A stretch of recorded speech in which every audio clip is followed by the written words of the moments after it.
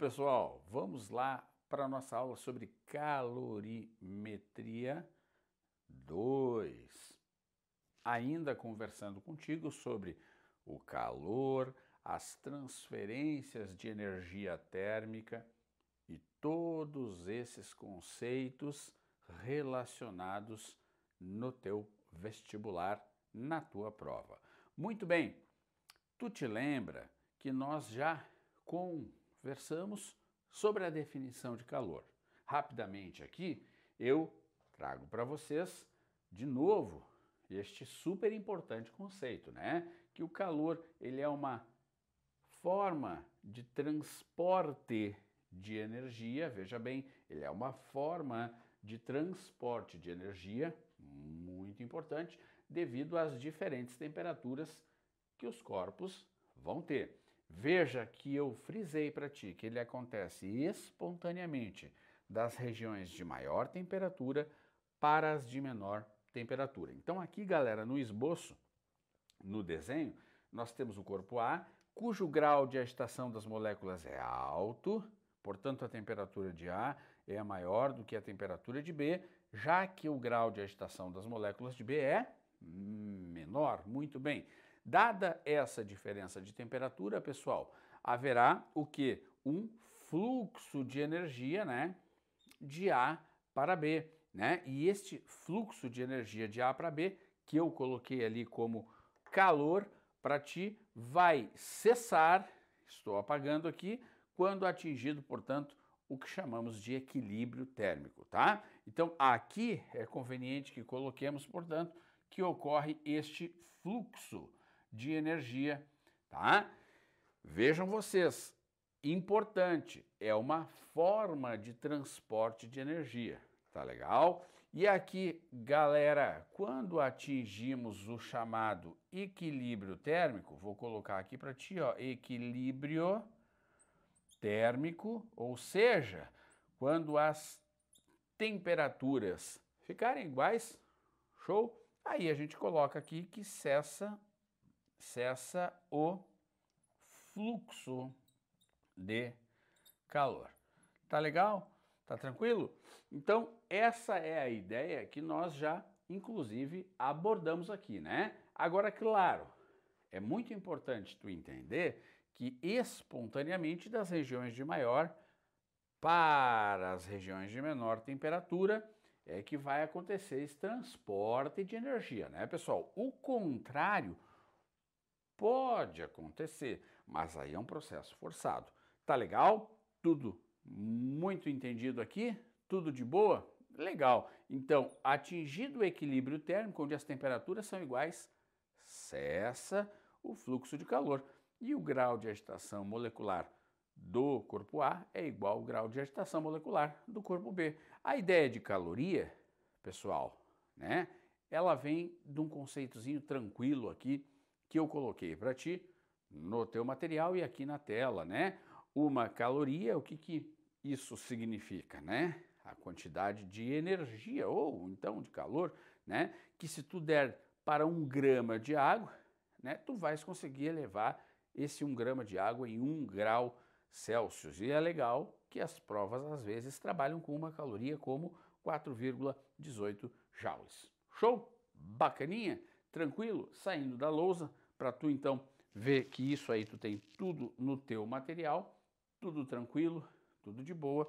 Revisitamos essa ideia que nós já havíamos falado anteriormente, né? Lá na introdução dos nossos estudos de termo, a gente falou sobre esse conceito de calor, tá? Agora aqui, claro, nós vamos dar uma refinada nele, tá? Dar uma aperfeiçoada nesses conceitos. Lembra que lá no início também eu falei da energia interna, né, pessoal? Essa energia interna, já comentamos sobre isso, né? Que ela depende de quem? Do número de mols, ela depende da temperatura do teu corpo e ela depende também do estado físico, né? Aqui nós temos os 3 fatores dos quais a energia interna é dependente, tá? Lembrando que a temperatura está relacionada com o que, né? Está relacionada com a energia cinética média dessas moléculas, lembra disso? E que o estado físico ele está relacionado com a energia potencial de ligação, né, galera? Mas não pode esquecer também do número de mols. Dá uma olhadinha na aula anterior lá, que eu coloquei para ti alguns exemplos onde o número de mols era bem relevante no entendimento disso. Então, falamos em energia interna, símbolo U, unidade Joule, é o somatório destas duas energias, show, para o teu sistema termodinâmico, mas o número de mols deve ser levado em conta. Então, nada que não tenhamos falado até então, isso já foi discutido anteriormente, tá? Só para nós fazermos aqui uma retomada de alguns conceitos que vão ser importantes daqui para frente, tá legal? Gente, e aqui eu coloco para ti um textinho bacana. O que então não é calor? Baseado no que nós vimos antes, calor não é uma propriedade. O calor não é uma função de estado, ele não pertence ao corpo.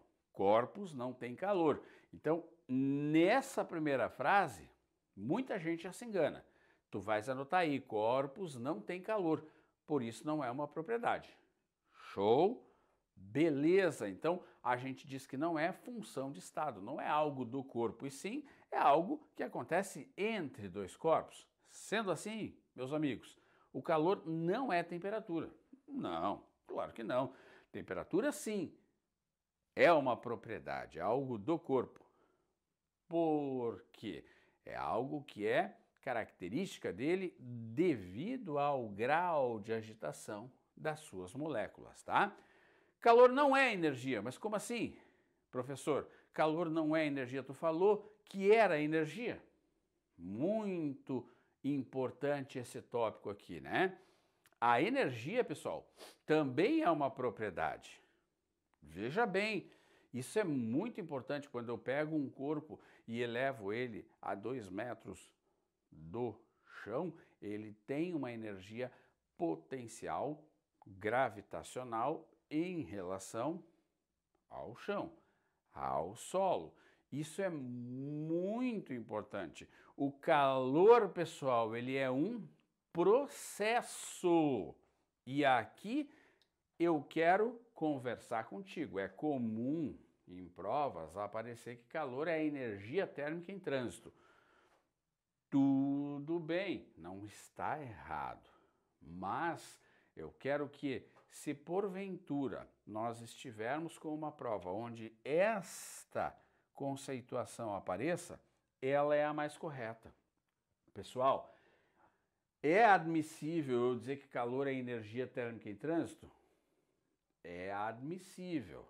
Perfeito, eu não vou desprezar este entendimento. Calor é uma energia térmica em trânsito.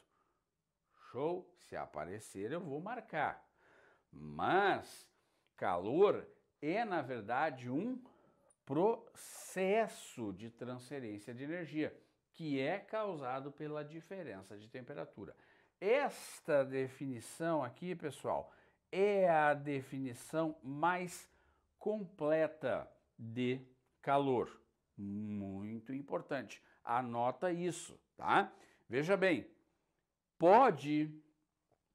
repito, pode aparecer na minha prova calor é energia térmica em trânsito? Pode. Mas o que é mais correto? Calor é um processo de transferência de energia devido às diferentes temperaturas, e tu já sabe que espontaneamente das regiões de maior para as regiões de menor, tá? Então, assim, vejam vocês, para ser de fato energia, teria que ser propriedade do corpo, né? E energia, como eu te falei, se eu coloco o corpo a 2 metros de altura em relação ao solo, ele vai ter uma energia potencial gravitacional em relação ao solo. Mas o calor, veja bem, ele é um processo, ele é o que está acontecendo aqui, ó, pessoal, entre esses dois corpos devido à diferença de temperatura. Então, o melhor conceito, querido, para calor é que ele é o processo, ele é aquilo que acontece aqui. É um processo de transferência de energia que é causado pela diferença de temperatura, tá? Mas, professor, se aparecer na minha prova que calor é energia térmica em trânsito e não tiver esta aqui, posso aceitar que calor é energia térmica em trânsito, mas calor é o processo, tá? É a transferência de energia através do processo calor. Boa, viu? Transferência de energia através do processo calor. Então, calor é esse processo de transferência de energia, tá? Tudo bem, não quero deixar isso aqui como algo complexo para ti, mas estas duas aqui, ó, que calor não é uma propriedade, tá? Calor não é temperatura, muito importante, e que calor é um processo de transferência de energia, ou tu vais aceitar energia térmica em trânsito se na tua prova não tiver esta definição aqui, que é a definição mais completa, tá bom? Show! Então, olha só, pequeno mapinha conceitual, tu tens aí no teu material. Fornecer energia através do processo calor, olha que bacana, através do processo calor. Viu que completo? O que significa fornecer energia através do processo calor? Significa que nós vamos aumentar a energia se nós fornecermos, né? Veja bem, o professor colocou aqui fornecer, né? Nós vamos aumentar a energia interna do sistema. De que maneira? Aumentando alguma das modalidades. Quais são, pessoal? As duas modalidades de energia que estão dentro da energia interna. Muito bem. A cinética e a potencial. Uma relacionada com o grau de agitação das moléculas, outra com o tipo de ligação. Então, se eu fornecer energia através do processo calor, eu vou aumentar a energia interna de uma das duas maneiras. Ou mexendo na energia cinética, que provoca o quê? Um aumento da agitação e que implica num aumento de temperatura, e aí a gente vai estar trabalhando com uma quantidade de calor, pessoal, que é sensível, já introduzindo esse conceito. Agora, se eu fornecer energia através do processo calor, né? Entrar calor no corpo. Entrar calor no corpo significa que eu vou mexer em qual das energias que está relacionada à energia interna? Na energia de ligação. E isso pode provocar um rearranjo de moléculas, uma desagregação. Olha aqui, pessoal, eu mexo na energia de ligação. Muito importante.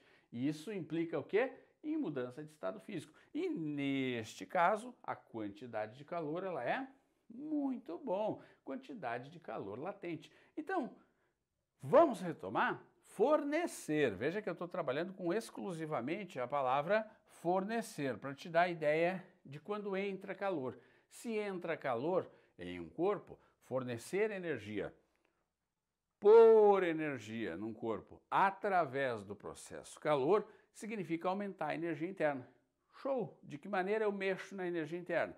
Posso mexer na energia cinética, energia de agitação das moléculas, ou posso também aumentar, posso mexer na energia potencial, que tem a ver com a, muito bem, ligação entre as moléculas, não é mesmo? Então, aqui altera, mexe na temperatura. Aqui altera o estado físico, mexe nas ligações. A quantidade de calor responsável por alterar, por mexer a temperatura, quantidade de calor sensível.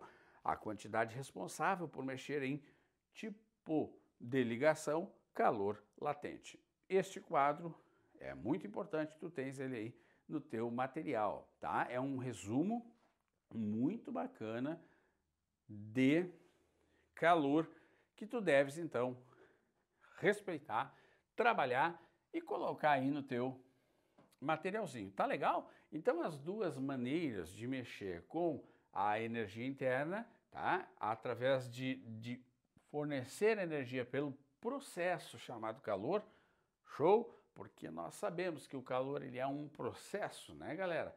É ou mexendo na energia cinética ou mexendo na energia potencial. Não esquece que a energia cinética ela está relacionada com o grau de agitação das moléculas, né? E a potencial com o tipo de ligação. Show, galera? Bacana esse mapa conceitual, tá? Aí nós vamos para a quantidade de calor sensível. Vale lembrar que essa quantidade de calor sensível está relacionado com quanto o corpo vai receber ou perder de energia, que vai mexer aonde, pessoal? Ó, na temperatura do corpo. Então, a quantidade de calor sensível, ela está relacionada com alterar a temperatura. Como aqui eu falei em fornecer, com o aumento, né? Mas vamos lá? Essa quantidade, pessoal, ela pode ser, olha aqui, ó, recebida pelo teu corpo ou ela pode ser cedida, né? Pode acontecer as duas coisas, né, pessoal?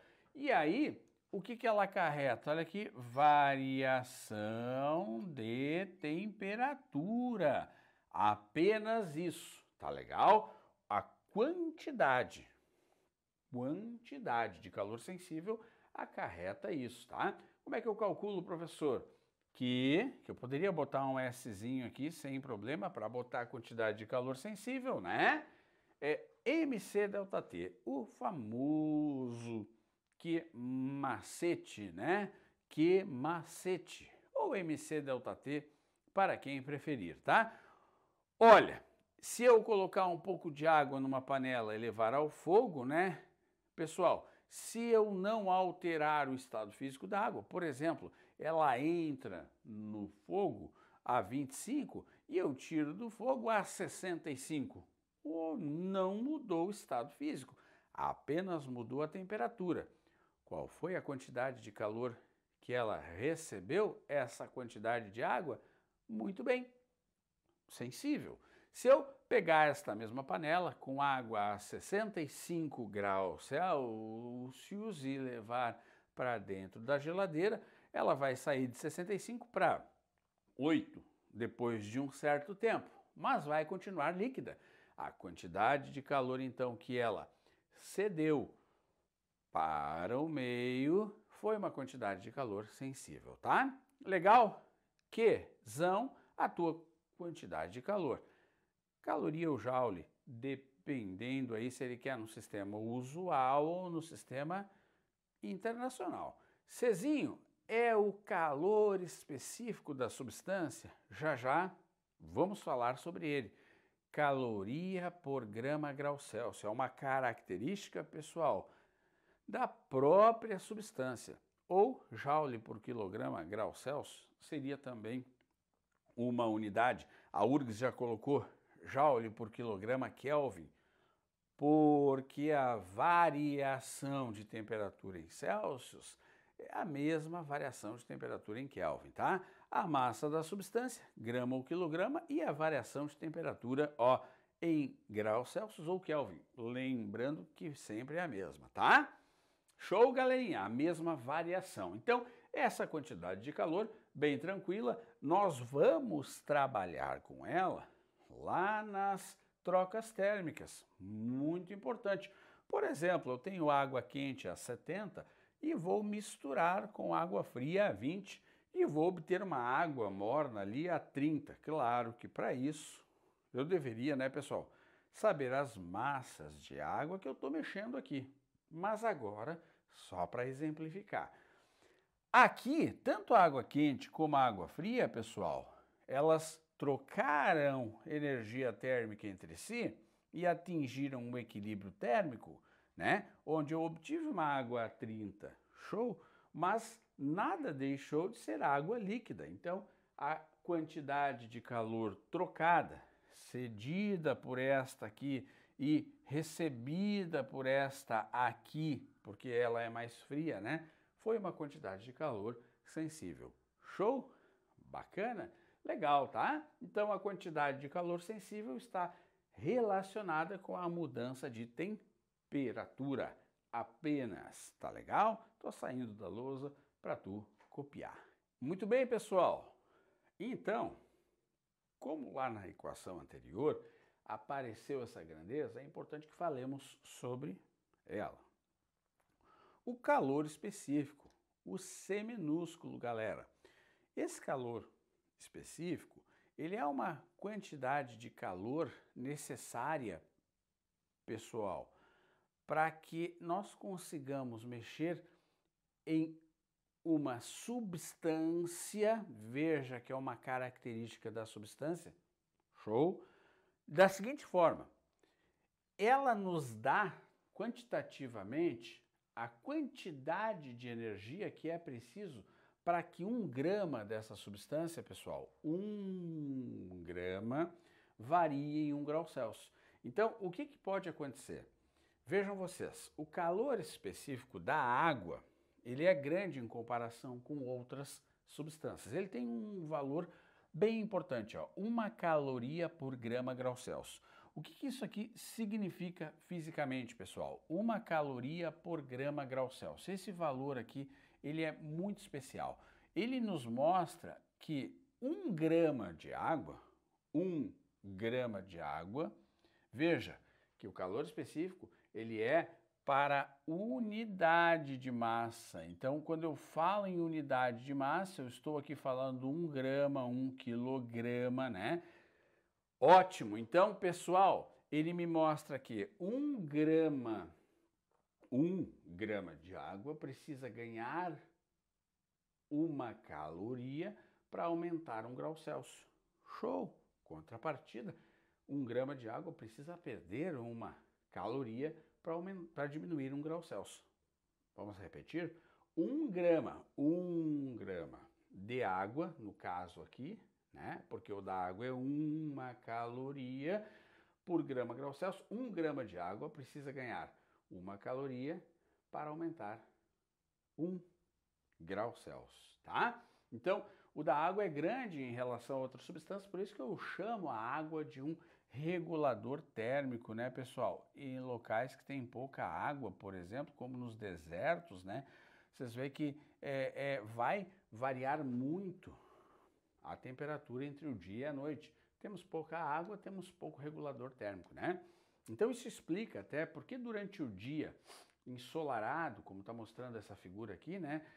Nós temos aqui a areia e a água do mar, tá? A água, o que acontece, pessoal? Como ela tem um calor específico muito alto e tem muita quantidade de água, né? Ela tem essa dificuldade de aquecer durante o dia.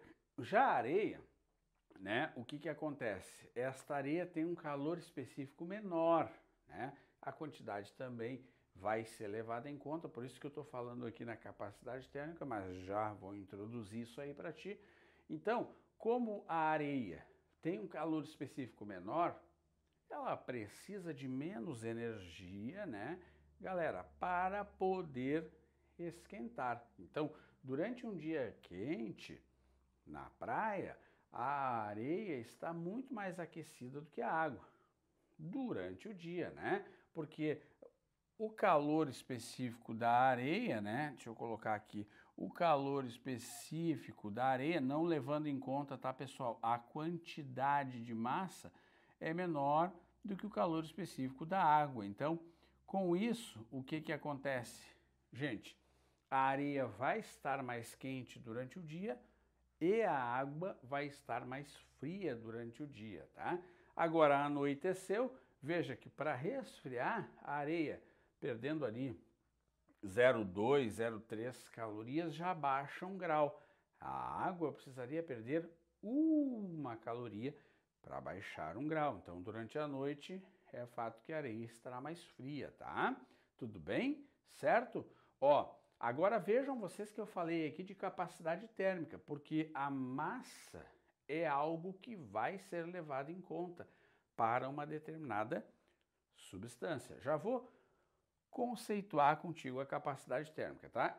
Escrevi aqui, ó, Isso ocorre. Por que que durante o dia a água está mais fria que a água? Porque o calor específico da areia é menor que o calor específico da água. Lembrando que o calor específico, né, pessoal, é a quantidade de energia para cada 1 grama de substância que eu preciso dar para elevar 1 grau Celsius ou retirar para diminuir 1 grau Celsius, tá? Então a água, 1 grama de água precisa ganhar uma caloria para aumentar 1 grau Celsius. Show? Bacana? Então, ó, olha a conclusão. Isso ocorre porque são materiais diferentes, substâncias diferentes, né? E esse comportamento se dá por causa do calor específico, ou seja, a água precisa de mais energia para aquecer do que a areia, tá? Mas, prof, não entendi porque tu falou em capacidade térmica, porque eu estou levando em conta a massa, né, pessoal, tá? Então, já vou colocar para ti. Isso é interessante, essa questão do calor específico, tá? O calor específico, então, é a quantidade de calor para elevar a temperatura de uma unidade de massa da substância. Isso aqui é bem importante, tá? Da substância em 1 grau Celsius, tá? Anotado aí. Portanto, essa é a explicação do porquê que a areia está mais aquecida durante o dia em uma praia ensolarada do que a nossa água do mar, né? O calor específico da areia é menor. Tá certo, galera? Muito bem. Olha aqui, ó, alguns calores específicos, né? Algumas substâncias. Olha a água, 1 caloria por grama/grau Celsius, ou seja, 1 grama de água precisa de 1 caloria para aumentar 1 grau Celsius. Olhem o álcool, muito show essa interpretação. 0,58 calorias para cada grama aumentar 1 grau Celsius. Ah, olha o alumínio, 0,2 calorias para cada grama aumentar 1 grau Celsius. E assim por diante, tá legal? Olha que interessante aqui, ó, que o gelo é 0,55 calorias para 1 grama aumentar 1 grau Celsius. Viram que a água líquida tem um calor específico, a água sólida tem outro calor específico. Olha o vapor d'água, 0,48. Então, dependendo sim do estado físico, nós vamos ter um tipo de calor específico, tá? Evidentemente que aqui tu não precisa memorizar essa tabela, apenas para tu entender aqui como é que funciona. No sistema usual, caloria por grama/grau Celsius, na Universidade Federal, comumente aparece Joule por quilograma Kelvin. Show? Bacaninha? Tá? Então, só para tu entender que esse calor específico é da substância e é a quantidade de energia que 1 grama demanda ali para aumentar a temperatura de 1 grau Celsius. Show? Bacana! E agora, chego na capacidade térmica, olha lá, o C maiúsculo. Esta capacidade térmica, pessoal, é a quantidade de calor que pode entrar ou pode sair de um corpo. Olha aqui, corpo, muito bem. Uma primeira análise, para que a temperatura altere 1 grau Celsius. Ah, mas Dani, aparentemente tu estás falando a mesma coisa do calor específico. Não, porque aqui, pessoal, estou falando do corpo, tá? Estou falando do corpo. Lá eu falava da substância em 1 grama de substância, né? Aqui estou falando do corpo, tá? Olha aqui, a capacidade térmica, ela é do corpo, não a priori da substância. Legal. Como ela é uma razão de Q sobre, aqui tem que arrumar o pessoal, Q sobre delta T maiúsculo, tá? Porque aqui é a variação de temperatura. Vamos arrumar aqui, tá? Muito bem. Então, eu posso entender, aqui, ó, pessoal, vamos arrumar aqui, ó, é uma variação de temperatura aqui, ó, pronto. Por isso, a gente vai usar o T maiúsculo. Fechou? Então, olha aqui, ó, é o que está dizendo ali em cima, né? Olha lá, ó, ela é a quantidade de calor recebida ou cedida, tá? Para que varie a sua temperatura. Então, nós temos aqui o nosso delta Tzão, aqui, ó, de variação de temperatura. Arruma aí com o Dani. Ok?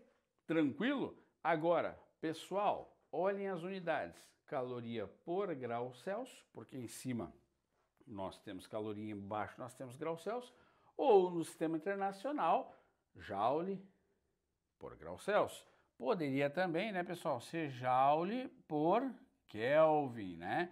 Já que ocorre a mesma variação, tanto em Celsius quanto em Kelvin, tá? Olha que interessante agora.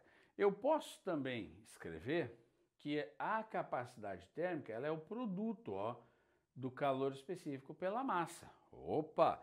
Então, essa capacidade térmica, pessoal, ela depende de duas coisas importantes. Ó, ela depende da massa que eu estou observando e ela depende do tipo de substância. Por isso, lá, quando eu falei para ti, pensa com o professor aqui, a capacidade térmica, eu uso esse C maiúsculo, pessoal, com um risco no meio, para diferenciar do Czinho do calor específico, tá? Essa capacidade térmica, pessoal, ela depende destas duas grandezas aqui, ó, da massa e da substância. Isso é muito importante, tá? Então, veja, quando eu pego um copo de 200 ml com água, né? Vou pegar aqui um copo, ó, com 200 ml de água, tá? Vou colocar aqui, ó, pronto, um pouquinho de água, né? Vou botar aqui, ó, 200 ml de água. Mas eu posso pegar também uma piscina, né, pessoal? Uma piscina aqui, tá? Vou botar aqui a água também na piscina, só que eu vou botar aqui 30 mil litros, né? Notem vocês que é água aqui e é água aqui. Não é verdade? Ora, eu tenho, pessoal, a mesma substância, né? Eu tenho a mesma substância. Então, se eu chamar essa situação de 1 e essa situação de 2, eu vou ter aqui, ó, o calor específico de 1 é igual ao calor específico de 2, porque é a mesma substância, né? Mas olha que interessante, pessoal, a capacidade térmica, ela depende da substância, sim, e também depende da massa. Onde tem mais massa aqui, amigos? É claro que tem muito mais massa dentro da piscina com 30 mil litros de água, não é verdade? Então, a capacidade térmica, pessoal, da situação 2 é maior do que a capacidade térmica da situação 1. Então, é isso que eu quero tomar cuidado contigo. A capacidade térmica é de corpos, sim, mas veja bem, eu posso pegar a mesma substância e ter de analisar a capacidade térmica daquele todo. A capacidade térmica de toda esta porção de água aqui, já que a massa é muito maior, né, pessoal, do que essa aqui, ó, a capacidade térmica, então, é maior. Mas esta capacidade térmica, pessoal, ela é também relacionada com a substância e com a massa. Então, olha aqui, ó, por isso que eu posso escrever capacidade térmica é calor específico vezes massa. Tá show? Tá tranquilo? Olha o que eu escrevi aqui nessa equação. A capacidade térmica de um corpo qualquer é definida como produto da massa pelo corpo, pelo seu calor específico, Czinho, característica do material que compõe o corpo. Então, pode-se perceber que caso existam duas quantidades diferentes, olha que show! Duas quantidades diferentes, pessoal, de um mesmo material, 200 ml de água, 30 mil litros de água, mesmo material. A maior quantidade, porque depende da massa, apresentará maior capacidade térmica.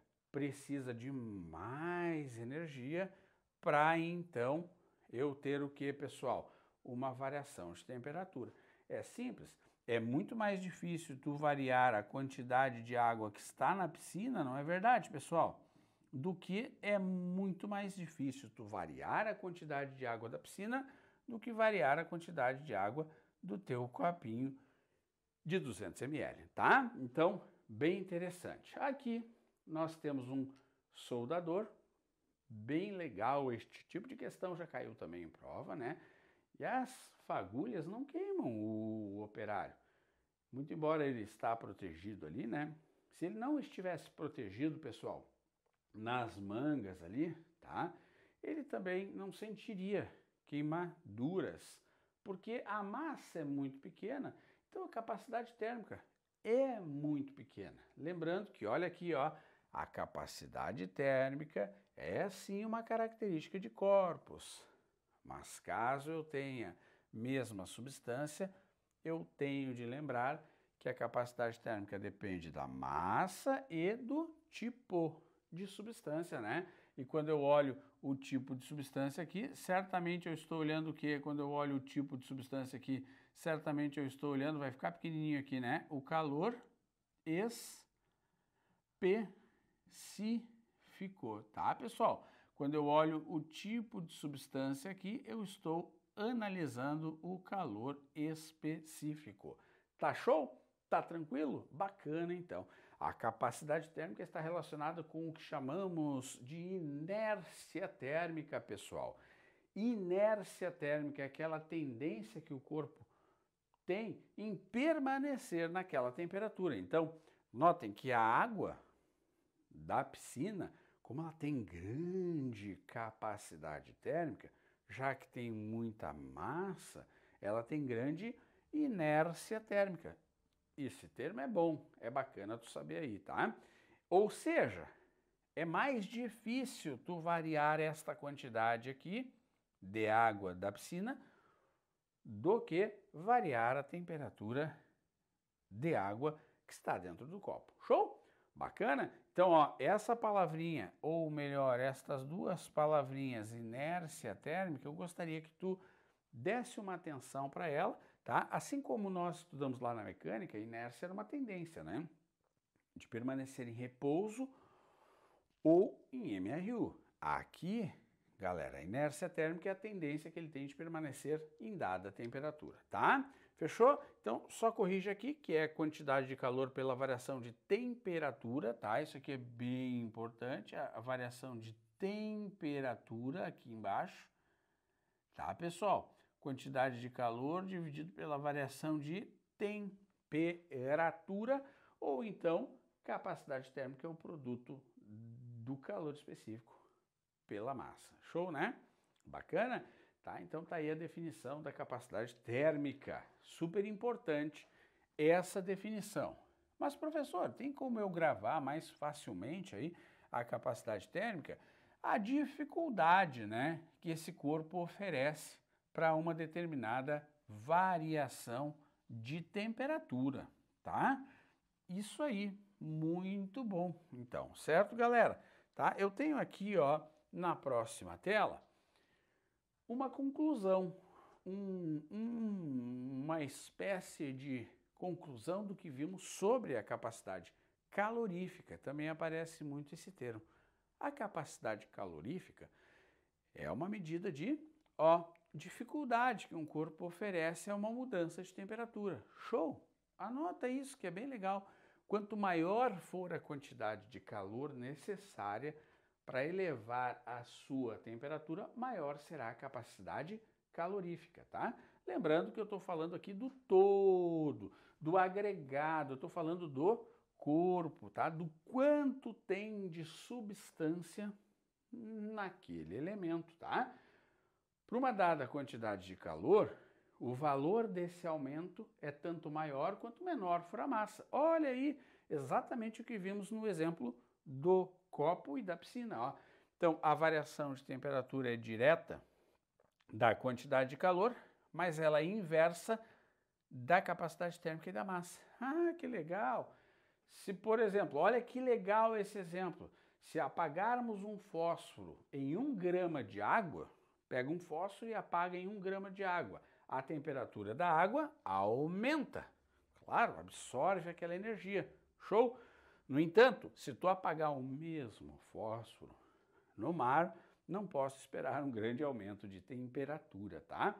No limite, podemos imaginar que um corpo de massa infinita nunca sofrerá um aumento de temperatura, qualquer que seja a energia calorífica que ele receba. Esse corpo é designado um reservatório de temperatura.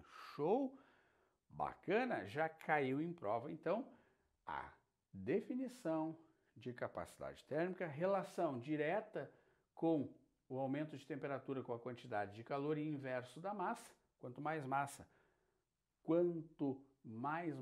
mais difícil, né? Tá escrito ali para ti, de tu variar, e essa relaçãozinha aqui com a temperatura. Show? Eu vou sair da lousa porque esse quadro é bem importante e eu gostaria que tu desse uma atenção especial, sobretudo para aquela conclusão lá em cima.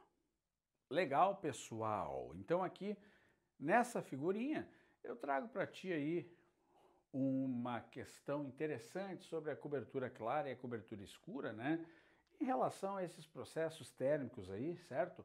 Radiação do Sol chegando na cobertura clara, sendo refletida, né? Então, maior parte dos raios aqui são de fato refletidos, né? Vai ter uma menor transferência de calor para casinha, não é verdade? Que sofre menos variação de temperatura, e aí tu tem um conforto térmico adequado, né? Supondo que a temperatura do ambiente aqui seja 37 graus. Uma figura bem elucidativa. Já a cobertura escura, né? Tu vês que entra a radiação eletromagnética do Sol, né?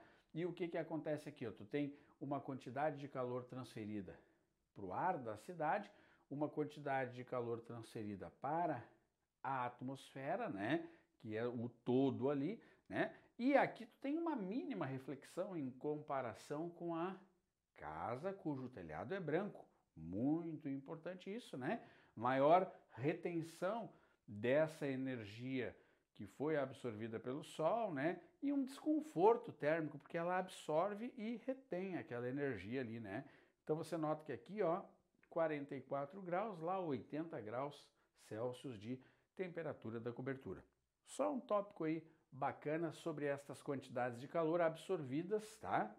E então, acarretando aí a questão do conforto térmico e do desconforto térmico. Já foi questão de prova, coloquei para ti a figurinha. Show? Bacana?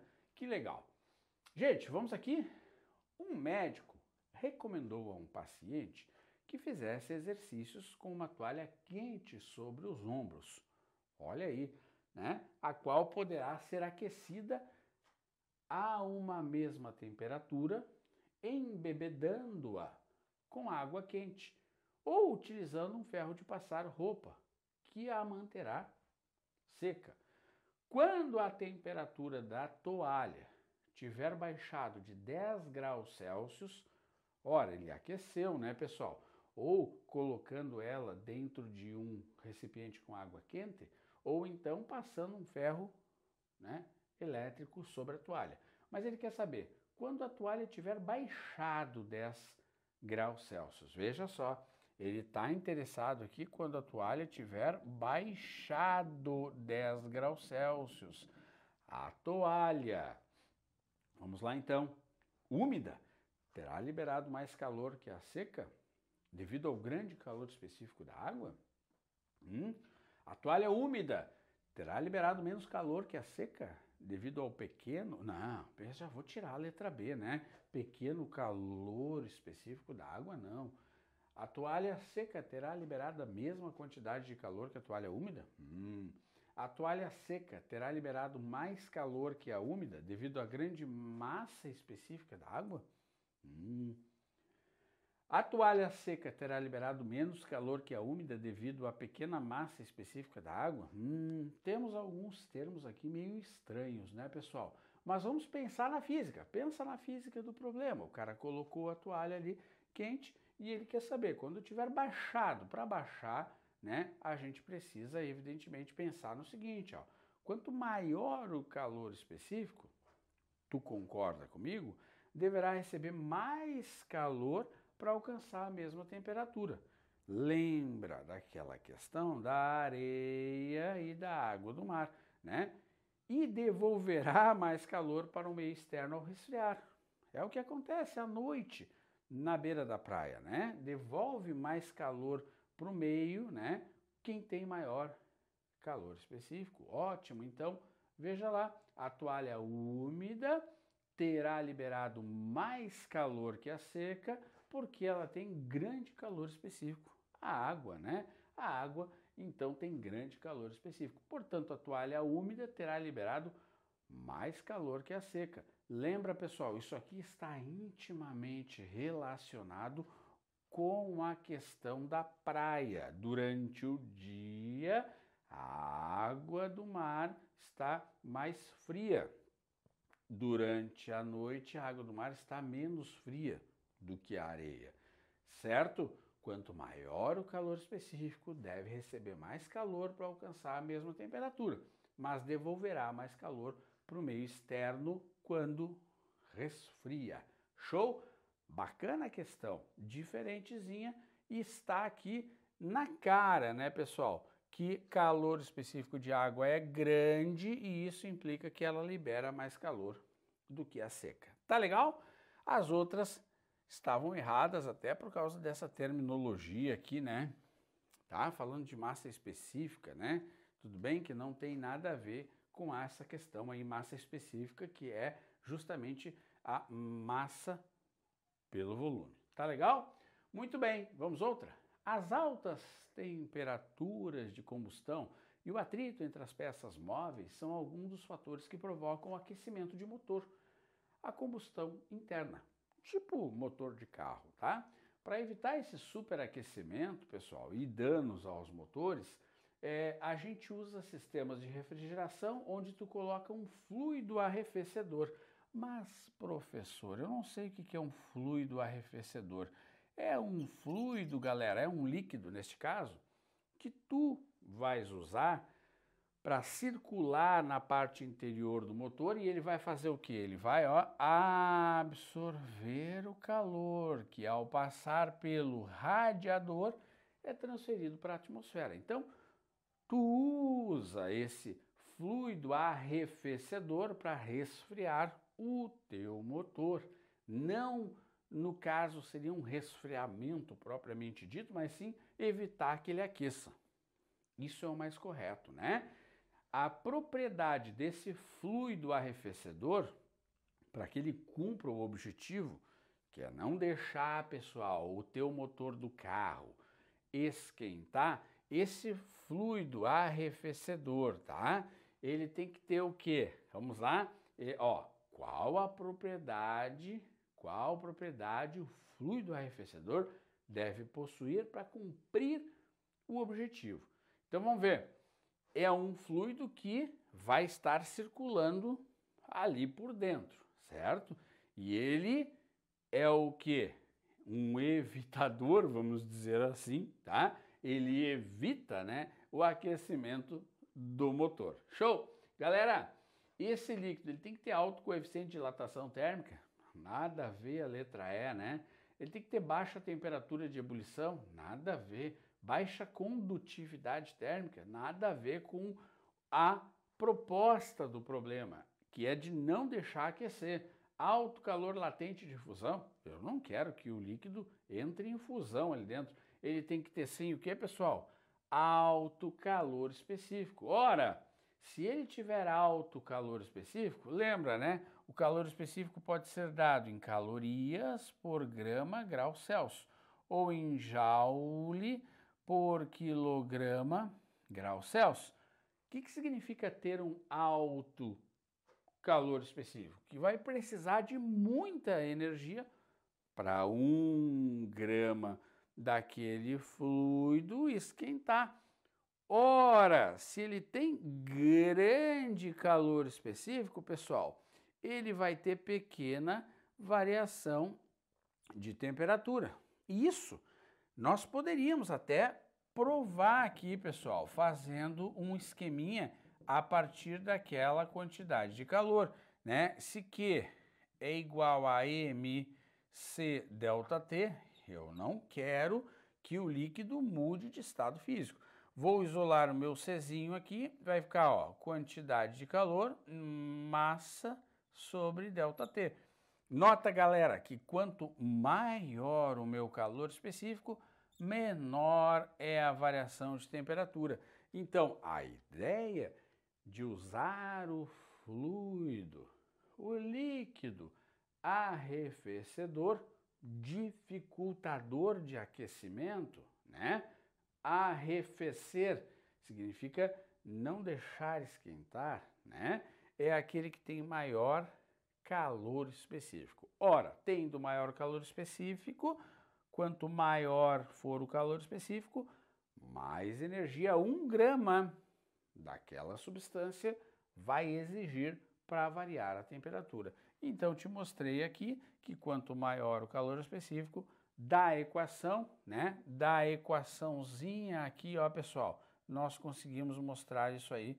Quanto maior o calor específico, menor a variação de temperatura. Show de bola? Olha aí, ó, questões, então, bastante conceituais sobre essa parte da matéria. Tá legal? Muito bem, então, a gente tem que conseguir diferenciar bem o calor específico da capacidade térmica, não é verdade?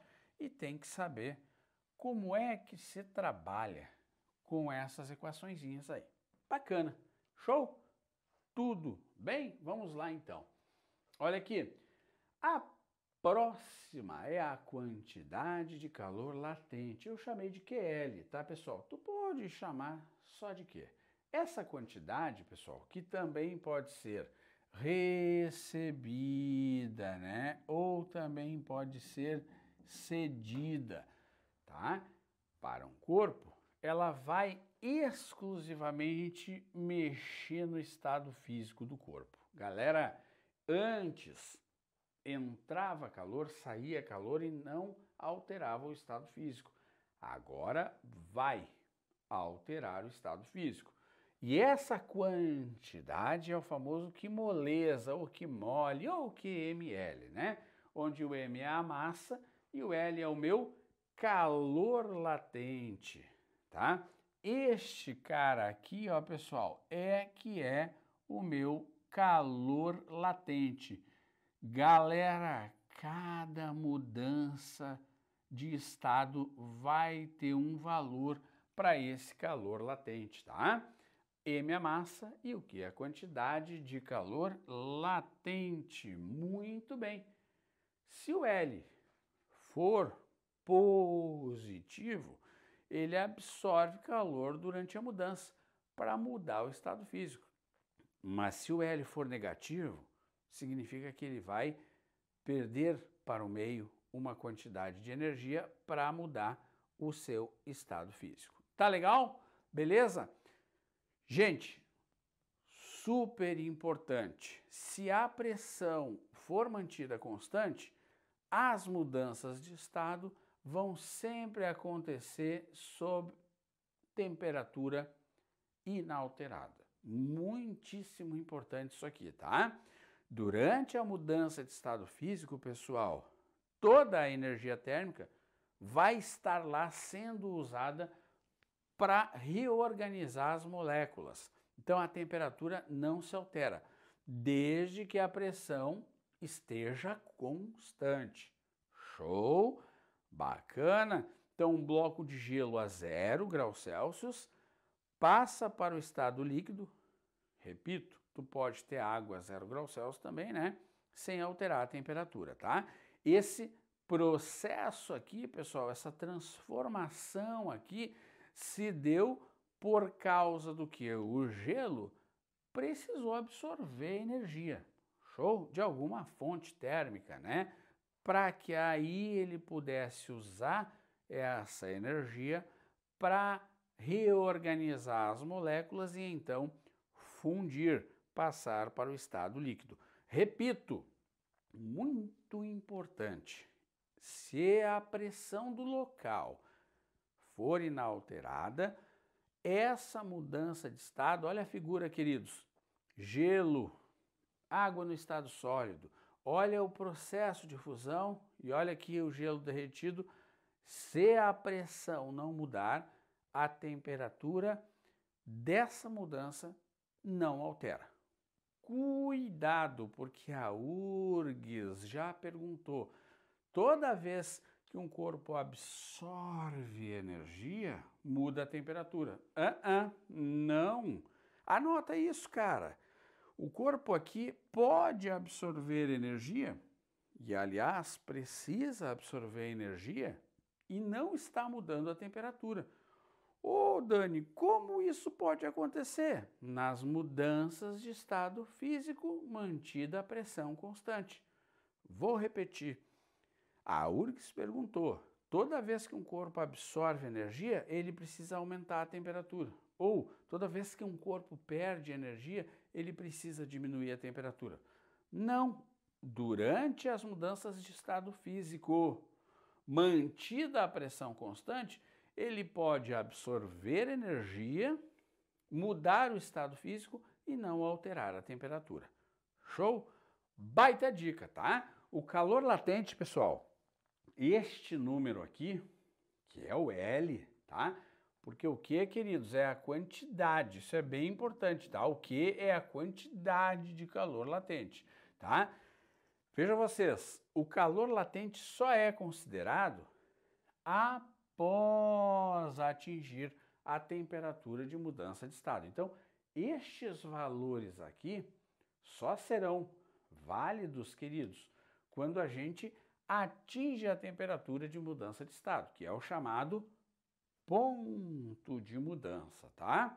Mas o que é, Dani, esse calor latente? Eu estou com dúvida nesse calor latente, eu não sei o que significa. Veja, queridos, se tu isolar ele, tu vai mandar a massa lá para baixo, vai dar caloria, né? A unidade aqui usual, né? Seria caloria dividido por grama, a unidade usual. Ou poderia ser joule por quilograma no sistema internacional. O que ele está mostrando aqui? Que é a energia necessária, tá vendo? Para cada unidade de massa, ou quilograma ou grama, né? Tá? Mudar de estado físico. Show? Bacaninha? Super importante esse quadro, hein, gente? Super importante esse quadro, anota, tá? Show? Olha aqui, ó, o calor latente só é considerado após chegar na temperatura de mudança, tá? O chamado ponto de mudança. Tu quer ver? Eu vou te mostrar uma tabela de aula que tu não tens aí no teu material, para que tu possas, então, entender isso ali, esta premissa aqui, ó, que tu também vais anotar no teu material aí, tá? Olha só, observe a tabela e responda. Pessoal, água, ponto de fusão ou solidificação zero. É ali onde ela derrete, é ali onde ela vira gelo. Calor latente da fusão, 80, tá? Deixa eu colocar aqui a unidade só para a gente não esquecer, tá? Eu vou colocar essa unidade aqui, ó, em caloria, olha só, caloria por grama, tá certo? Fechou? Vamos trabalhar com as unidades do sistema usual. Fechado? O ferro, qual é o ponto de fusão do ferro? 1535, tá? Solidificação também. Olha o calor latente de fusão desse ferro ou de solidificação, 7,9 caloria por grama. Show! Olha o álcool, ponto de fusão, menos 110, ponto de vaporização, de solidificação, perdão, menos 110, e o calor latente 25. Show! Tem uma tabela aí para vocês com estes dados aí, da água, do ferro e do álcool, tá? Sendo o calor latente de fusão do ferro, calor latente de fusão, 7,9 caloria por grama. Olha bem a pergunta. Então, o que isso está me informando? Que 1 grama de ferro precisa de 7,9 calorias para mudar o estado físico. Seria correto afirmar que se nós fornecermos 7,9 calorias para 1 grama de massa de ferro a 20, ele derreteria? Responde essa para o Dani. A 20 ele derreteria? Te lembra que eu coloquei agora há pouco uma premissa aqui na lousa, né? Olha o que dizia essa premissa. Vou voltar, inclusive. O calor latente só é considerado após após atingir a temperatura de mudança de estado. E qual é a temperatura de mudança de estado aqui, hein, pessoal? Qual é a temperatura de fusão do ferro? É 1535. Então, para eu fundir o ferro, eu preciso estar em 1535 graus Celsius. Aí passa a valer essa premissa. Então, olha o que ele está dizendo. Será que se eu der 7,9 caloria para 1 grama de ferro a 20 graus ele vai derreter? Não! Porque o calor latente só é considerado após atingir a temperatura de mudança de estado, que seria 1535. Chegou esse 1 grama de ferro a 1535, que é onde ocorre a fusão do ferro, aí sim, para cada grama eu preciso dar 7,9 calorias. Show? Isso é bem importante, pessoal. Pausa o vídeo, anota isso aí que não está no teu material, já que é um assunto que eu discuto contigo em aula, tá bom? O calor latente só é considerado após atingir o ponto de mudança. Bacaninha? Então, como a gente está falando de estados físicos, rapidamente eu coloquei para ti aqui um resumo dos 3 estados físicos que a gente vai trabalhar: fase sólida, líquida e gasosa. Tá legal, pessoal? Então, olha só, grosseiramente, fase sólida eu tenho o volume bem definido, moléculas próximas umas das outras, né? Tem intensa ligação intermolecular aqui, certinho? Bem tranquilo, né? Eu tenho aqui, então, a fase sólida, coesa. Já na fase líquida, eu não tenho um volume bem definido, porque líquido ocupa o volume de onde está confinado, né? Tá certo? As moléculas já não estão tão próximas, né? Mas ainda existe uma interação de força entre elas, né? E o movimento das partículas ali está acontecendo, né? No interior do líquido. Já na fase gasosa, também que não tem forma própria, né? Porque gases não têm forma própria, assumem a forma de onde estão confinados, de onde estão aprisionados, né, pessoal? Tá? As moléculas ali com um grau de agitação elevado, né? Tranquilo, desorganizada a maneira como elas estão se movendo. Então, veja os estados de agregação aqui, é bacana tu levar pronto isso com essa premissa aí, tá? De que está a questão das formas e do tipo de agitação térmica de cada uma destas fases. Tá legal? Fase sólida, fase líquida e fase gasosa. Pausa o vídeo aí para tu poder entender isso aqui, reproduzir isso aqui no teu material, tá? Em geral, pessoal, o que está aí é o que as provas mais gostam de cobrar, questão de volume definido, tá? A questão de agitação de moléculas, né? Questão do tipo da ligação, né? Ser mais ou menos intensa, tá? Isso aí é bem tranquilo, então. Muito bem, aqui agora eu mostro para vocês as principais transformações que vão acontecer envolvendo a quantidade de calor latente. Então, do sólido para o líquido, fusão, né? Do líquido para o gasoso, vaporização. Lembrando que essas aqui, né, pessoal, para que elas aconteçam, absorve calor. Vamos anotar isso aqui, tá? Precisa entrar calor no corpo. Agora, gasoso para líquido, é aqui a liquefação que nós vamos depois diferenciar da condensação, muito embora algumas provas usem como sinônimo, não é a mesma coisa, tá, pessoal? Certo? Já vou te mostrar a diferença aqui. O ideal seria condensação, o termo mais correto utilizado aqui para vaporização, tá? Já vou te mostrar. E do líquido para o sólido, solidificação, lembrando que essas aí, para acontecerem, se lá absorver o calor, aqui elas têm que ceder calor, né? Então aqui cede calor para acontecer. Tá legal? Bem tranquilo, né? Bem de boa. Então estas são todas as mudanças de estado com as quais eu vou trabalhar em prova. Lembrando, toda a quantidade de calor envolvida aqui é quantidade de calor o quê, pessoal? Isso, latente, tá bom? Então, para a direita absorve calor, para a esquerda cede, perde calor, né? Ótimo.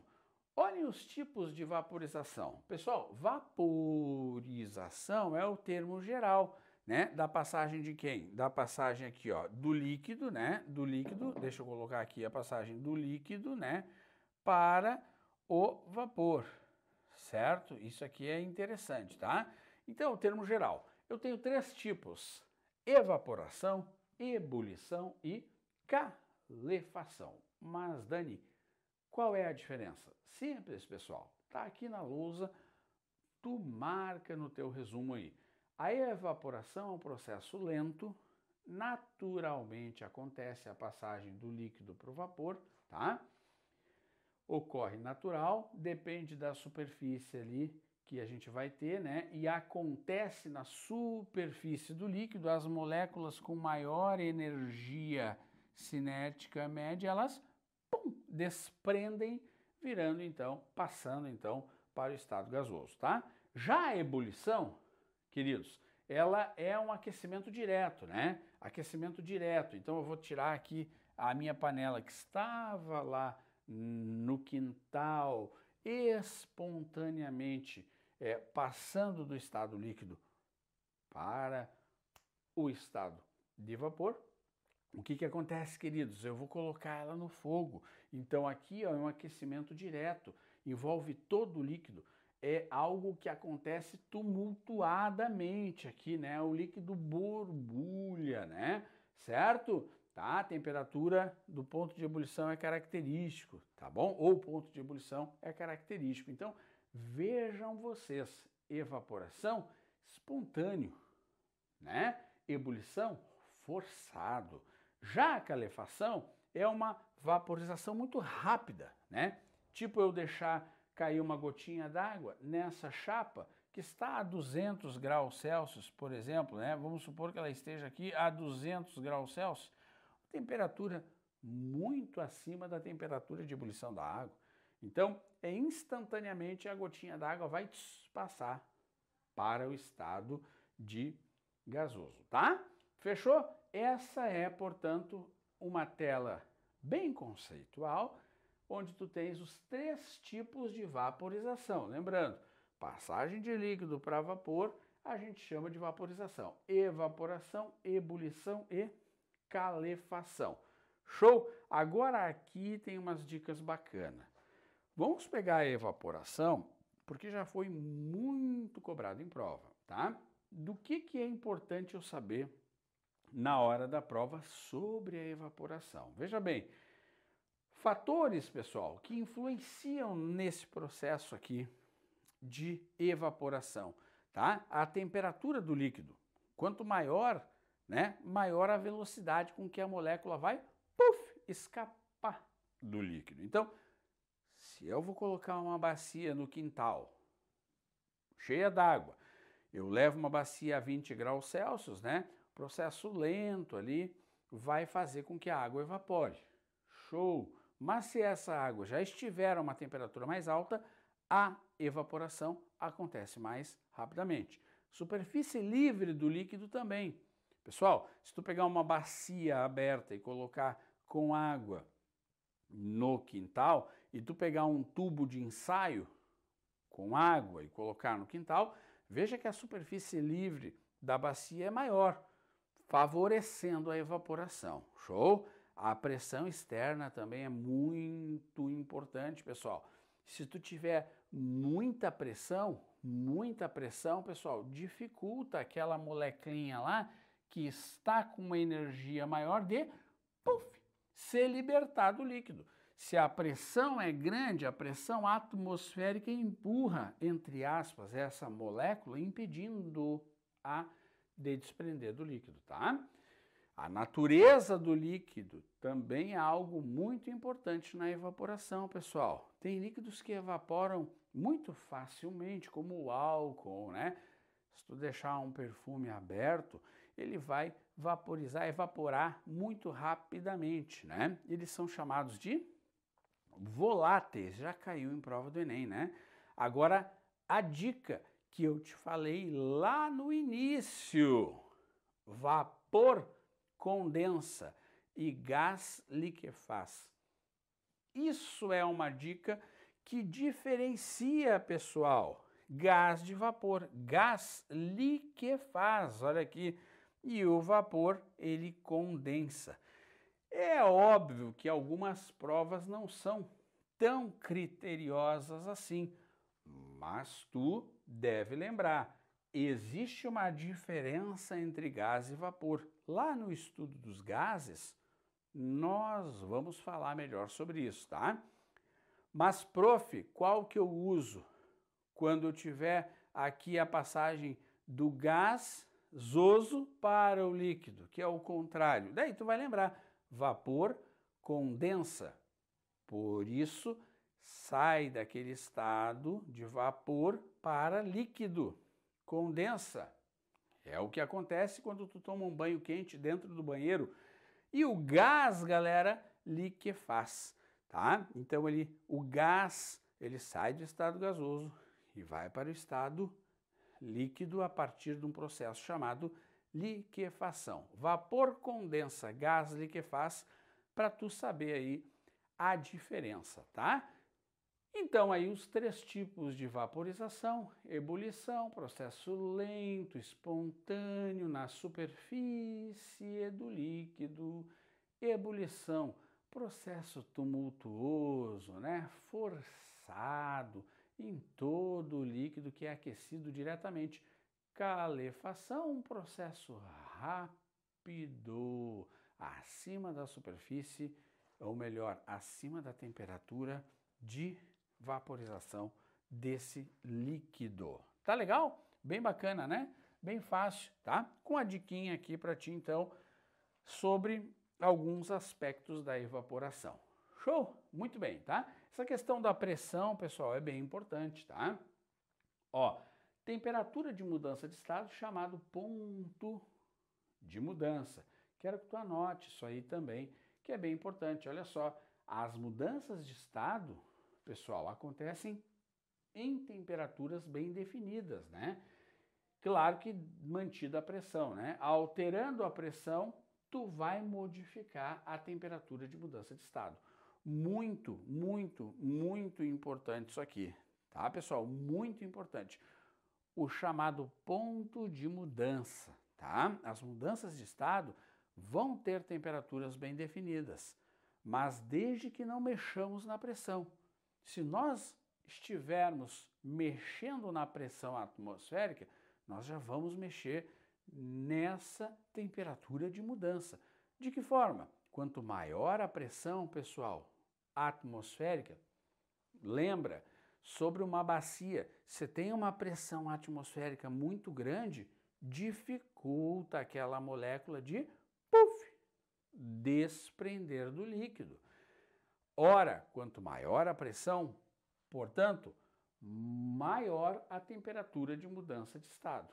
Show? Anota isso aqui. Lembra, se eu tiver a bacia no nível do mar, a pressão é de 1 atm. Então, vai haver sobre aquelas moléculas uma pressão de 1 atm que vai ali, de certa forma, impedir com que elas desprendam.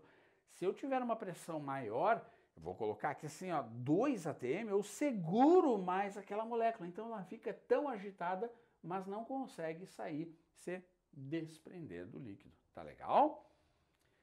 Gente, eu coloquei um pequeno texto aqui sobre a panela de pressão, que tem essa influência da pressão no líquido que está dentro dela. Gente, a panela de pressão cozinha os alimentos mais rápido.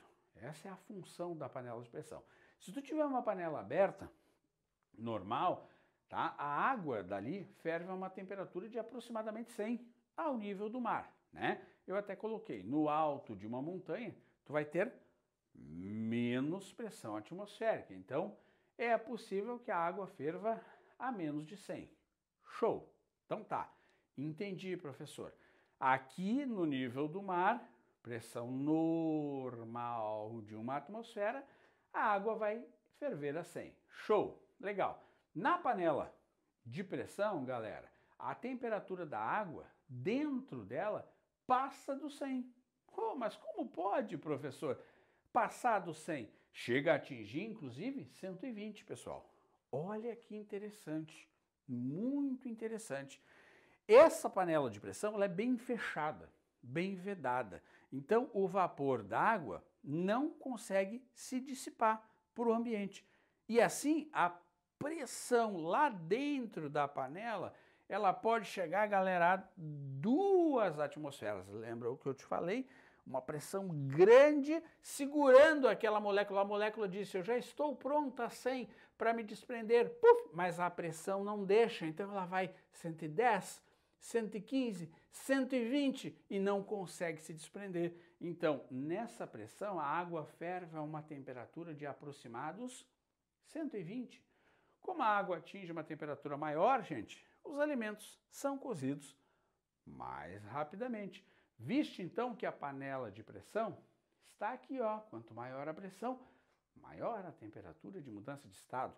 Eu vou sair da lousa para tu pausares o vídeo e entender essa leitura sobre a panela de pressão.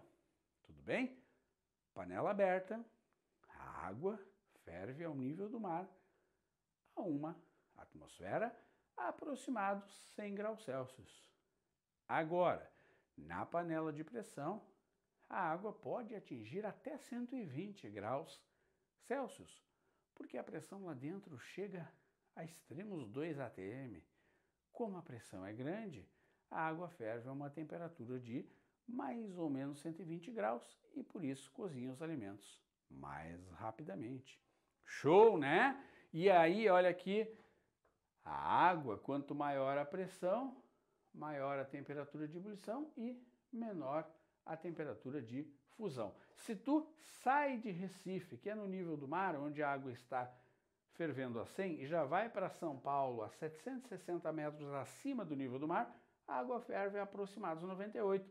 Brasília, mais altitude, menos pressão do ar, né, pessoal? Porque tu lembra que aqui, ó, existe uma coluna de ar aqui, ó. Olha a coluna de ar aqui, tá? Agora, olha lá em La Paz, pessoal. La Paz, galera. A coluna de ar é bem pequena, a pressão é menor em La Paz. Ou seja, a água ferve a aproximados 87. Então, quanto maior a altitude, né? Quanto maior a altitude, menor a temperatura de ebulição. A temperatura em que a água ferve depende sim da altitude. Olha que figura bacana. Esta é a minha pressão do ar, esta é a minha pressão da coluna, né, de ar que está aqui sobre nós, que estamos no nível do mar. Portanto, mais pressão, mais difícil para essa molécula se desprender. Tá legal? Aqui o ar ele é rarefeito, nós já estudamos isso, né? Muito bem. Vimos isso aqui lá na hidrostática. Então, olha só, quanto mais pressão, maior a temperatura de ebulição e menor o ponto de fusão, né, galera? Show? Bacana esse quadro, né? Esse quadro ilustrativo aqui, tá? Que mostra essa questão da relação da altitude para com as temperaturas de ebulição, tá? Θ, que é o símbolo de temperatura também, né? Bacana! Olha aí a panela de pressão, então. Pressão normal aqui fora, 1 atm. Lá dentro da panela de pressão, que tem uma válvula de segurança, que cria esse vapor aqui, né, com uma pressão aumentada de próximos de 2 atm, faz com que aquela molécula dificulte de desprender, dado o tanto de pressão que tem ali dentro, a fonte térmica ali fornecendo calor, né?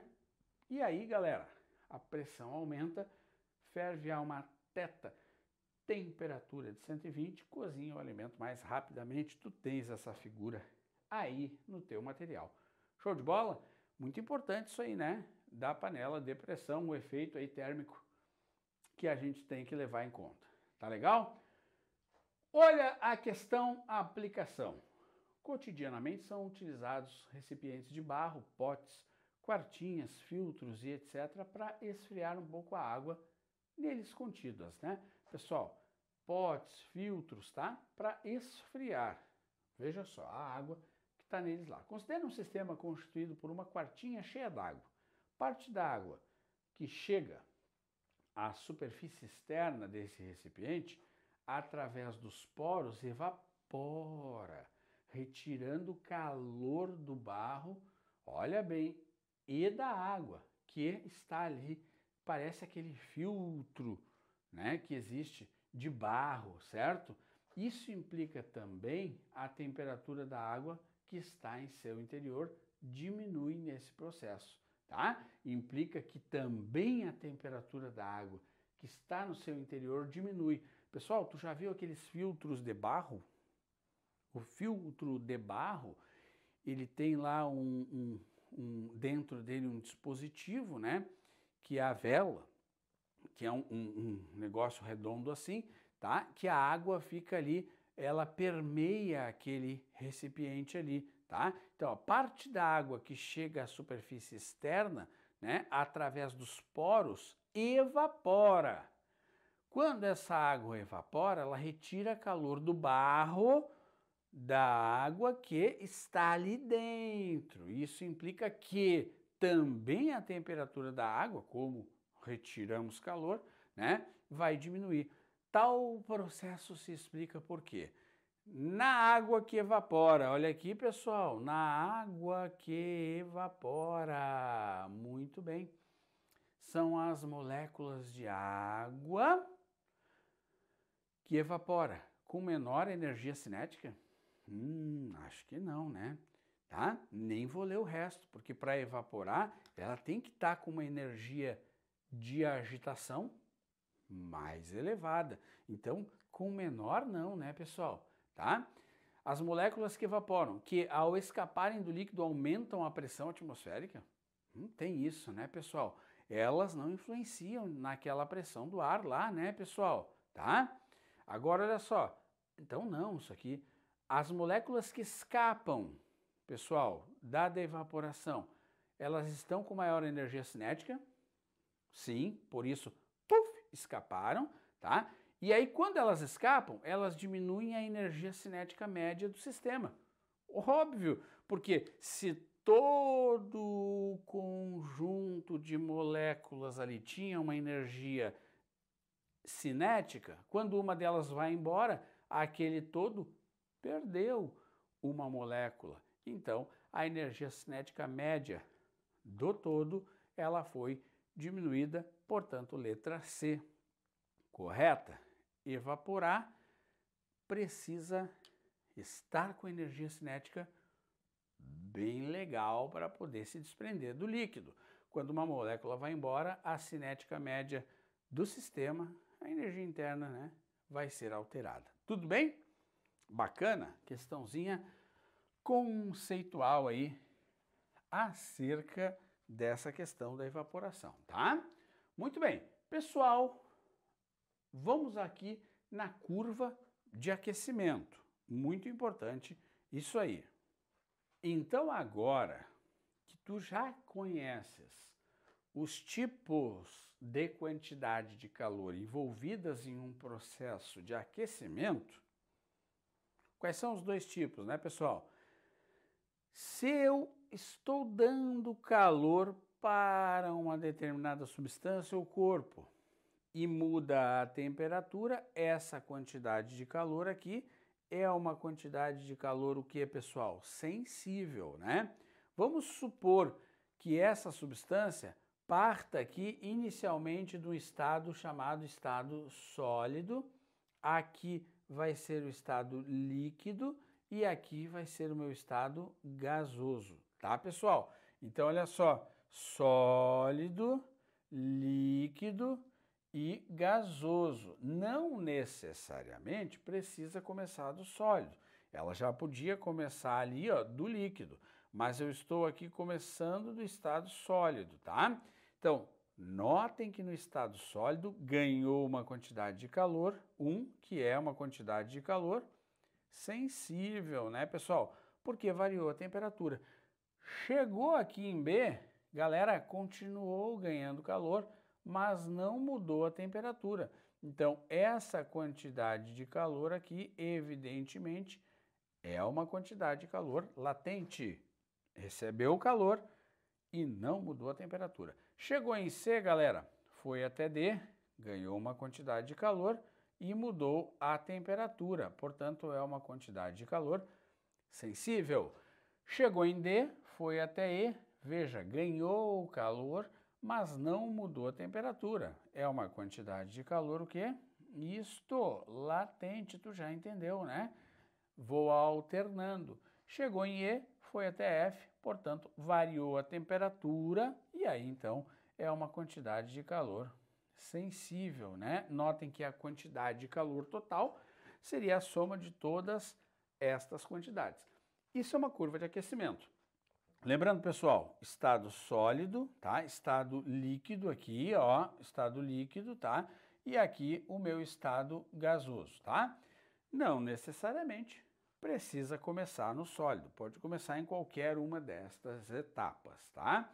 Se for sensível, tu vais usar MC delta T. Se for latente, tu vais usar ML. Sensível MC delta T, a variação de temperatura do trecho, né? Latente ML, ele vai te dar esse L, ou TPD, dando a massa e a quantidade de energia. E o latente aqui, então, ML, e o sensível aqui, MC delta T, lembrando que a variação de temperatura é do período correspondente ali, tá, gente? Isso é uma curva de aquecimento. Show? Lembrando que aqui, ó, que é onde ocorre a fusão, pessoal, coexistem o estado sólido com o estado líquido, tá? Aqui coexistem sólido mais líquido. Beleza. E aqui onde é a vaporização, galera, aqui onde ocorre a vaporização, coexistem quem? O estado líquido mais o estado gasoso, tá? Isso é bem importante. Coexistem ali as duas etapas, tá? Os dois estágios. Podíamos ter também uma curva de resfriamento, né, galera? Que seria para baixo. Então, a curva de aquecimento, ele pode te pedir algo em relação a cada uma dessas etapas aqui, com as respectivas equações das etapas. Show? Bacaninha? Os patamares horizontais, aqui e aqui, tá? Representam o que? As transições de fase, tá? Então, as temperaturas indicadas aqui, ó, por PF e por PE, seria aqui, ó, o ponto de fusão e aqui o ponto de ebulição, tá, galera? Olha lá, representa um ponto de fusão e ebulição em determinada pressão. Importante dizer que o cara pode ganhar calor aqui, bem como pode ganhar calor aqui e não mudar a temperatura, desde que a pressão esteja constante e seja uma mudança de estado. Tá legal? Eu sempre saio da tela para tu pausar o vídeo, caso queira, e aí poder fazer as anotações dessa parte aí da curva de aquecimento, tá? Repito, ele pode iniciar aonde ele quiser esse gráfico. Ele pode dizer substância inicialmente líquida, né? Substância já na fase de vaporização, tá? Ele inicia onde quiser o gráfico aí, que é bem importante. Ó, θ de temperatura, Q de quantidade de calor, muito bem. Gente, a potência térmica. Cara, por definição, a potência térmica também é chamada de fluxo de calor, certo? Mede a rapidez com que esse calor é trocado, tá? Então aqui, ó, é muito importante tu saber que a potência é uma energia pelo tempo. Olha aqui, aqui sim nós temos um intervalo de tempo embaixo da equação. Energia pelo tempo, né, pessoal? Energia térmica pelo tempo. Tens de lembrar, muito importante, que se aqui estiver em joule e aqui estiver em segundos, a tua potência vai ser dada em watt, cujo símbolo é W, sistema internacional. Mas nada impede, pessoal, de que ela esteja em caloria por segundo, caloria por minuto, quilocaloria por minuto, caloria por hora, tá? Potência térmica, fluxo de calor, rapidez com que o calor é trocado. Lembra que se tu vais pôr água para aquecer no fogão, tu podes dar a esta quantidade de água numa panela, numa chaleira, fogo alto ou fogo baixo, né? E aí então tu vai estar mexendo aqui no fluxo de calor, nessa transferência de calor para a panela, tá legal? Rapidez com que o calor é trocado. Evidentemente, fogo baixo, pouca potência térmica, né? Menos fluxo de energia entre a chama e a panela. Já no fogo alto, galera, rapidez com que o calor é trocado é maior. Então daí tu vais ter mais fluxo de energia térmica no tempo. Show? Bacaninha, né? Esse é bem importante. Potência igual a Q sobre ΔT.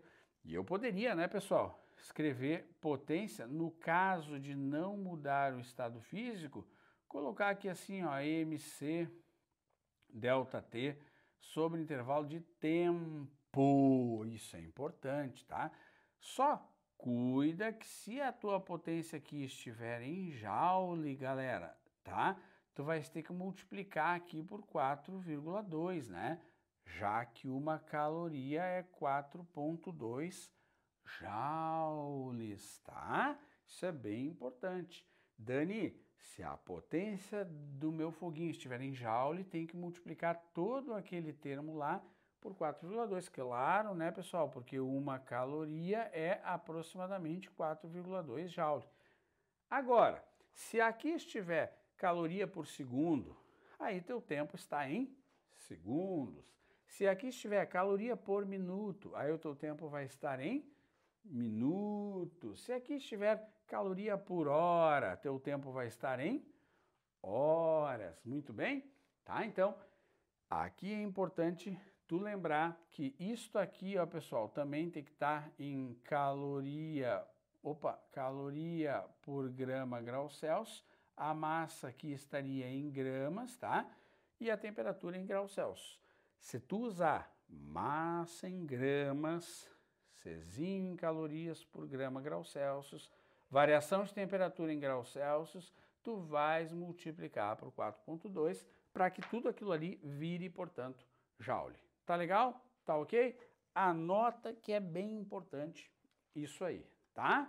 Deixa então eu limpar aqui a tela dessa questão de potência, que é extremamente relevante, é a rapidez com que a gente transfere calor para determinado corpo ou substância. Beleza? Galera, trocas térmicas, o último momento aqui da calorimetria, tá? Ora, quando dois ou mais corpos trocam calor entre si, num sistema termicamente isolado, até que eu atinja o equilíbrio térmico, a soma algébrica das quantidades de calor é zero. Ou seja, vou botar água quente e misturar com água fria num sistema isolado. Só vai haver troca de calor entre a água quente e a água fria. Vou até desprezar o recipiente, tá legal? A quantidade de calor que um perde é exatamente a mesma quantidade de calor que o outro ganha. E assim sendo, esse balanço aqui dá zero. Este é o princípio das trocas térmicas, tá bom? O somatório, essa letra aqui, sigma, tá? Somatório das quantidades de calor trocadas, tá? Até atingir o equilíbrio térmico, pessoal, o somatório das quantidades de calor trocadas até o equilíbrio térmico vale 0 num sistema termicamente isolado, tá, pessoal? Isso aqui é bem importante. Sistema adiabático não troca calor com o meio externo, tá legal? Levando-se em conta que somente a água quente e a água fria, as quantidades de calor trocadas, portanto, seriam igual a 0. Se eu pegasse a água quente, né, eu faria aqui, ó, EMC variação de temperatura para ela, né? Pegasse a água fria, fazia EMC variação de temperatura para ela e dizia então que a quantidade de calor da água quente mais a quantidade de calor da água fria é igual a 0. Nota, pessoal, que nenhuma delas vai deixar de ficar água líquida. Então, para a água quente seria EMC, a sua variação de temperatura, mais aqui para a água fria, EMC, a sua variação de temperatura igual a 0. Sempre lembrando, né, pessoal, que eu vou abrir também a variação de temperatura. Temperatura final menos temperatura inicial, mais EMC, temperatura final menos temperatura inicial, virou um algebrismo aí. E aí, uma dessas coisinhas, dessas grandezas, tu vai ter de descobrir. Lembra também que é muito importante que a temperatura final é sempre igual para todo mundo, já que a gente atinge o equilíbrio térmico. Tá legal? Então, isso é o princípio das trocas de calor, certo? Anota. Detalhe que eu não levei em conta neste problema, o recipiente, né? Tá? O recipiente aí, ele está sendo desprezado. Eu estou apenas olhando a água quente e a água fria. Tá legal, pessoal? Mas, ô prof, e se o recipiente entrar no problema? Pois é, aí, caso o recipiente entre no problema, ele vai ter uma capacidade térmica não desprezível. Aqui, quando eu pego só a água quente e a água fria, eu desprezo o recipiente. Capacidade térmica desprezível. Show? Agora, se ele entrar no problema e for relevante, ele é um calorímetro, ele é um recipiente onde ocorrem as trocas térmicas. Show? E esse calorímetro aqui, pessoal, ele é onde eu vou promover as trocas térmicas. Eu quero evitar que haja troca de calor com o meio externo, então eu faço a troca térmica de água fria, água quente, um pedaço de chumbo, um pedaço de ferro, coloco todo mundo lá dentro, fecho, para não ter interferência do meio externo, tá? Então, esse recipiente termicamente isolado, ele evita troca de calor com o meio. O ideal é que ele seja adiabático, um recipiente que não troque calor com o meio, tá? O calorímetro ideal, pessoal, é aquele que não troca calor, tá? Então, muitas vezes nós vamos considerar o calorímetro com uma capacidade térmica desprezível. Agora, ó, caso o calorímetro tenha uma capacidade térmica não desprezível, tu deve incluir ele nos cálculos, tá?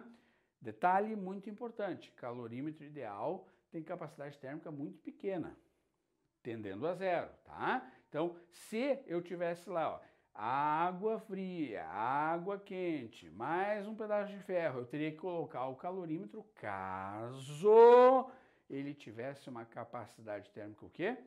Não desprezível. Então, eu escreveria MC delta T para a água, mais MC delta T para outra água, e o do calorímetro, galera, quando ele entrar na conta, eu tenho que botar Czão vezes delta T.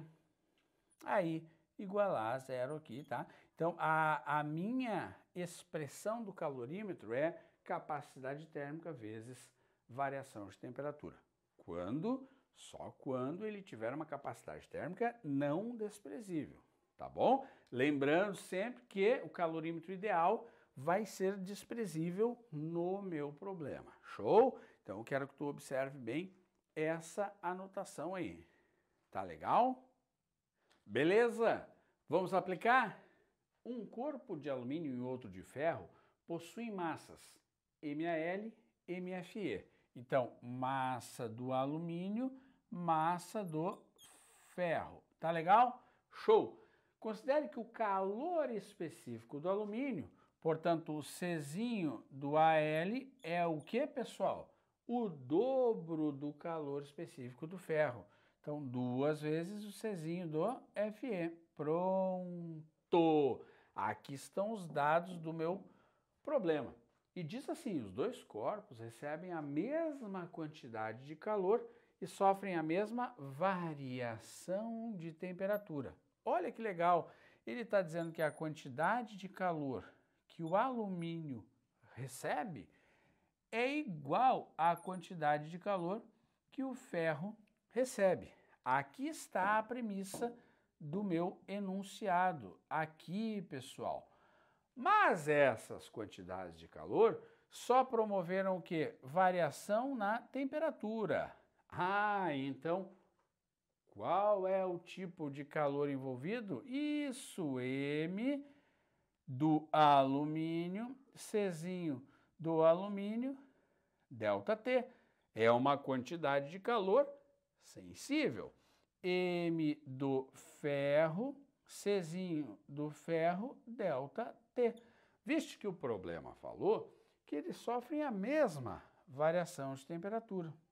Cortei. Pessoal, ele quer a relação entre as massas. Ele quer que tu diga quanto é que vale a massa do alumínio em relação à massa do ferro. Show! A massa do alumínio, vou chamar de M alumínio, vezes. Quem é o Czinho do alumínio? Olha lá, o Czinho do alumínio, pessoal, é 2 vezes o Czinho do ferro, igual massa do ferro vezes o Czinho do ferro. Olha que interessante, galera. O Czinho do ferro apareceu dos dois lados. Sobrou que a minha massa do alumínio é igual à minha massa do ferro dividido por 2. Portanto, eu tenho aqui a letra D como resposta. Tá legal? Bem tranquilo, mas, prof, como é que eu sabia que era quantidade de calor sensível? Porque provocou variação só na temperatura. Aí eu então vi que como elas eram iguais, eu abri e coloquei essa relação lá dentro. Tá bom? Vou sair da tela uma questão fácil da Universidade Federal envolvendo quantidades de calor sensível. Tá bom? Muito bem. Bem tranquila essa aí. Saí da tela, tu já pausou o vídeo, já conseguiu compreender quando é que eu uso o MC ΔT. Vamos adiante? Legal. Olha aqui. O gráfico abaixo representa o calor em calorias absorvido por 200 gramas de massa, né, pessoal? Tá? De uma certa substância em função da temperatura. Vocês viram aqui, ó, começou aqui, ó, olha só que interessante, ó, pessoal, começou aqui, tá? E depois aumentou a temperatura. Já posso, inclusive, observar aqui, ó, que a variação de temperatura foi de 20 para 70. Isso dá quanto, pessoal? Dá 50 graus Celsius, tá bom? Muito bem. Ele quer o calor específico da substância. Cara, o calor específico da substância, ele está nessa etapa aqui de mudança de estado ou ele está aqui nessa etapa de variação de temperatura, hein? Diz para o professor, cadê o calor específico? Ele está onde? Nessa etapa aqui, onde muda o estado físico ou nessa etapa onde muda a temperatura? Claro, aqui, né, onde muda a temperatura. Aqui que eu tenho a quantidade de calor sensível, né, pessoal? Aqui, ó, tá legal? Muito bem. Então, olha só, Q igual a MC ΔT. Quanto ele ganhou de calor, pessoal? Nesse processo aqui, ele ganhou exatos 2.000 calorias. Qual é a massa? 200 Czinho e aqui 50 da minha variação de temperatura. Vou simplificar esses 3 zeros com esses 3 zeros daqui. Bacana! Então, sobrou 2 igual a 10 Czinho. Czinho é 2 sobre 10, 0,2 calorias por grau Celsius, tá bom? Ali, letra D, portanto. Show! Se ele te perguntasse sobre o calor latente, né? Se ele te perguntasse sobre o calor latente, pessoal, ele deveria especificar qual a mudança de estado e tu trabalharias daí nessa etapa aqui. Mas eu não tenho, né, o valor da quantidade de calor aí, não seria possível, portanto, fazer, tá? Sempre lembrando, onde varia a temperatura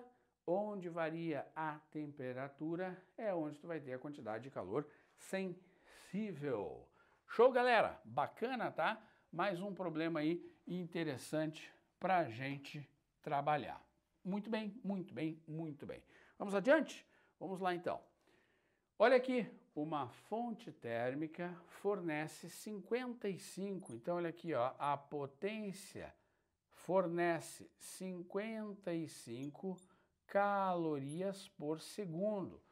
Olha só, já deu a potência. A massa do corpo, galera, que ele está fornecendo isso é de 100 gramas, tá? E nós temos aqui uma variação de temperatura de 20 para 45. Ora, portanto, vai dar quanto aqui de variação de temperatura? 25 graus Celsius. E também conhecemos o intervalo de tempo, que foi de 10 segundos nesse processo. Legal que esta fonte está em calorias por segundo e aqui eu tenho segundos, ok? Dá uma observada aí no gráfico, vê se está tudo legal, tudo de boa. Bacana. Então, lá vamos nós. Olha o que ele pede. A capacidade térmica. Aqui. Gente, capacidade térmica é a quantidade de calor pela variação de temperatura. Mas, professor, eu não tenho essa quantidade de calor. O que eu faço? Eu sei que a minha potência é a quantidade de calor pelo intervalo de tempo. Eu sei disso e não foi à toa que ele deu a potência. Quanto vale a potência, queridos? Vale 55. A minha quantidade de calor durante esse tempo eu não sei, que são de 10 segundos. Portanto, a minha quantidade de calor é de 550, olha lá, calorias. Isso me permite voltar para a equação e achar a capacidade térmica, que é quanto, queridos? Os 550 calorias envolvidos.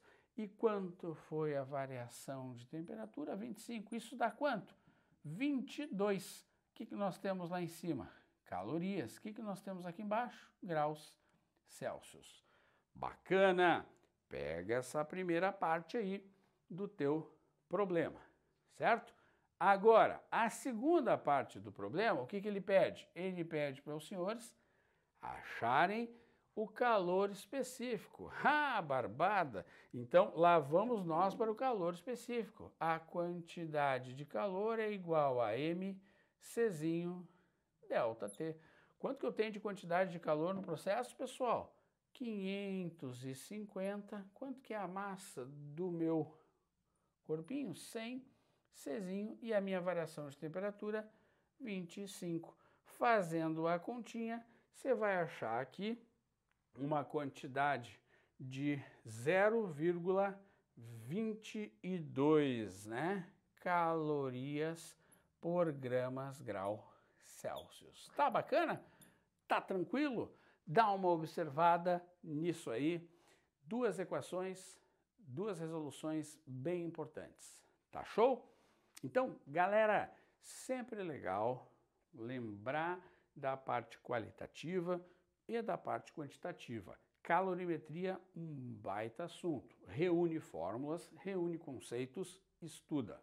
Um abraço do Dani.